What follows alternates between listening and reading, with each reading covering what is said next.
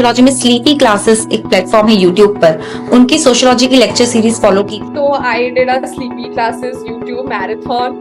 I would binge sleepy classes day and night. Sleepy classes के मैंने सारे lectures बहुत रिलीजियसली फॉलो करे हैं। मेरा स्लीपी के साथ इंटरेक्शन हुआ और मैंने हमारी वीडियो सीरीज सोशियोलॉजी पे सर पढ़ी हुई है, बहुत ही हेल्पफुल है। मैंने स्लीपी क्लासेस की ऑनलाइन वीडियोस देखी।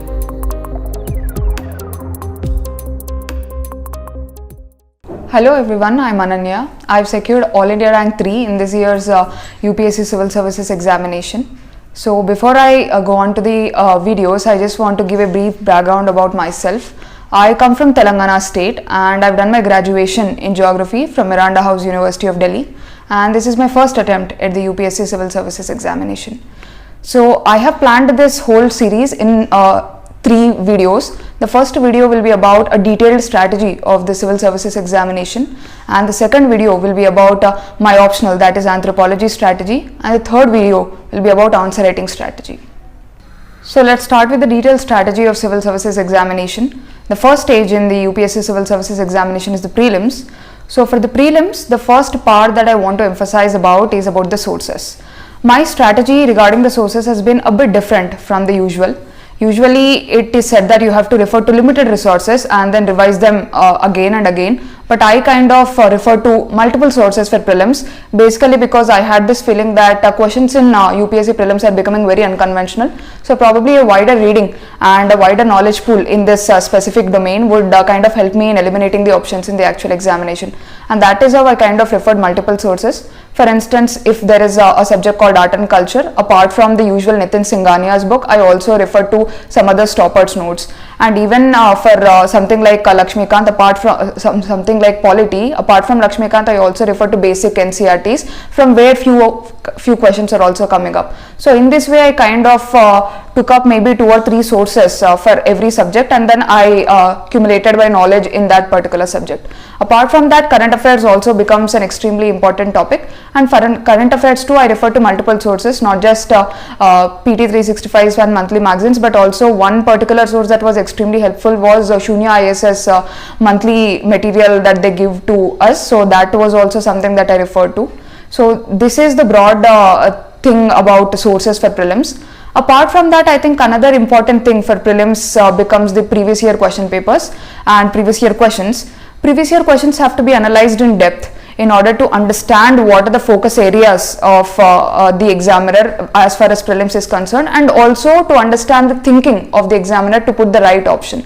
For instance, if you see the previous year questions, you will understand that in a subject like ancient history, something like ports is an important topic. So when I was reading ancient history, I had a very analytical framework in reading all the ports of ancient India thing. So this was something that has helped me. The same applies to other subjects also.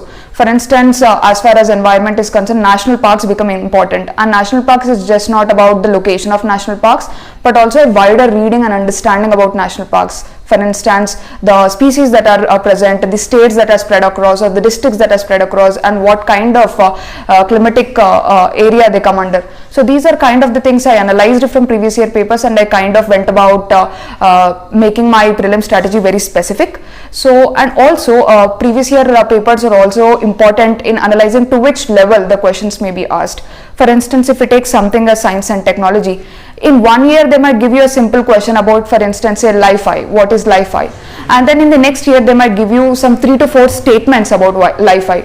So if you see a previous year question about a topic in science and technology, you can expect the same topic to be asked in detail in next year's prelims. So this kind of analysis will help you in making your prelims preparation more specific. The next important thing for prelims is about the mock tests, and I did mock papers only with few intentions. First is just to see how my line of thinking is, because in actual examination what matters is how you are thinking and how you are arriving at a particular answer. So that was what I focused while I was attempting mocks. Like for instance, am I able to apply my knowledge is the first thing, or am I overthinking or underthinking when I'm marking an option is another thing, and also am I able to think analytically and arrive at the answer. So these are the few things that I focused on while I was preparing and writing mocks. So, and as far as mocks are concerned, I kind of attempted both the subject specific mock papers as well as the full length mock papers. Subject specific mock papers are extremely important in order to go into the details of your preparation, at what areas you are missing out and what are the areas that you have to improve about. And full length papers are extremely important for you to simulate the actual exam like conditions. So give an equal emphasis on both of them and try to go down to the details of each subject, of your strengths and weaknesses. And then also, while attempting full length papers, try to arrive at some of the conclusions, like for instance, what is the probable number of questions that you might attempt in the actual examination, because this becomes extremely important. If you go without a strategy to the actual examination hall and you attempt as many questions as you want, that might put you in trouble. So kind of arrive at that sweet spot. It might not be appropriate, but it can be an approximate figure, so that helps you in the actual examination. So this is the third pillar, I would say, of prelims, that is the mock papers. And fourthly, I want to emphasize about the actual day of examination. Prelims preparation is all about prelims examination is all about holding your nerves on the day of actual examination.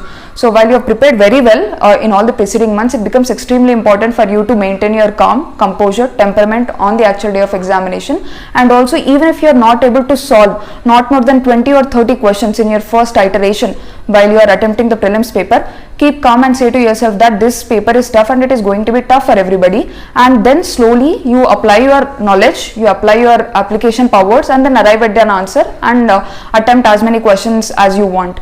So this strategy on the D-Day becomes extremely important for prelims. And another thing that I want to highlight about prelims is the CSAT. CSAT, as we know, is becoming very volatile and very difficult in these days. What I would say is that you have to give equal emphasis to both the comprehension part as well as the math section of it, because comprehension part can also go wrong sometimes and math section is turning out a little bit difficult. So for English comprehension part, I would say please refer to last 5 or 6 years question papers of UPSC and also refer to the answer keys. If you look at the answer keys, you will arrive at some conclusions like why the examiner has given this particular option as the answer. Then you will be able to understand the line of thinking of UPSC, and that is something that will help you in the actual examination to arrive at the exact answer. Regarding maths, I would say it's extremely important to practice, especially with the nature of questions that is being asked. So identify some key areas. For instance, in the last year's paper, probability and permutations and combinations were two areas that were heavily emphasized. And apart from that, usually also number system and all such topics become important. So identify the core themes from which UPSC is asking questions. Try to listen to some UPSC videos about CSAT that are present on YouTube, or also you can practice them directly from books and then try to apply your knowledge in the exam like conditions. So this is all about prelims. I would say having a good number of resources, revising them consistently, applying yourself in the mock papers, developing your line of thinking on lines of UPSC, as well as maintaining your calm and composure on the actual day of examination are some of the things that might have worked out for me in prelims. I think I was scrolling YouTube one day and I came across one of your videos, and I'm so thankful to that day that I was scrolling it. Videos में conceptual clarity और ये सब काफी ज्यादा theory of ideas जैसे मैंने देखा था, मुझे अच्छे से याद है मैम। सीपी क्लासेस का बहुत बड़ा रोल है मेरे सोशियोलॉजी के 280 मार्क्स में। Shekhar sir's YouTube videos proved to be a very helpful. I also joined answer writing. I also joined test series and sleepy classes. I completely relied on your channel. Now let us go on to mains. Mains is rightly considered as the most important stage of examination, considering its weightage in the overall marking at the end of the examination process.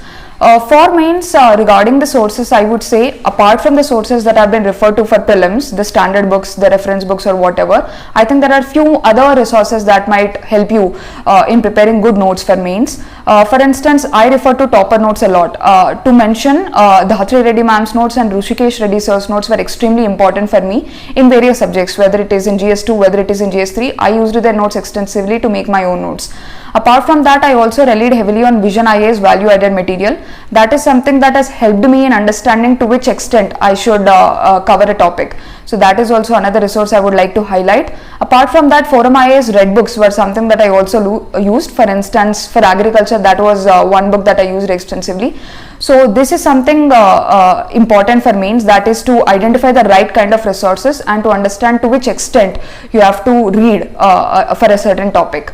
Apart from that, I would say another extreme important thing for mains is to have that sort of revision, because mains is all about forming that interlinkages across the subjects and applying yourself on the day of examination to bring about a good answer.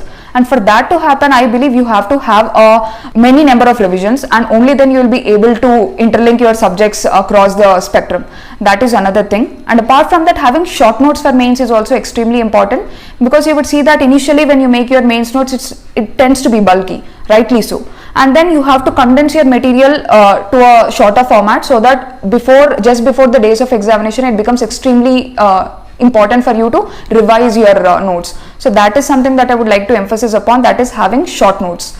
And apart from that, mains obviously also demands you to have good answer writing skills, and I would make a separate video on answer writing skills, but answer writing is something that one has to keep in mind and practice extensively to develop.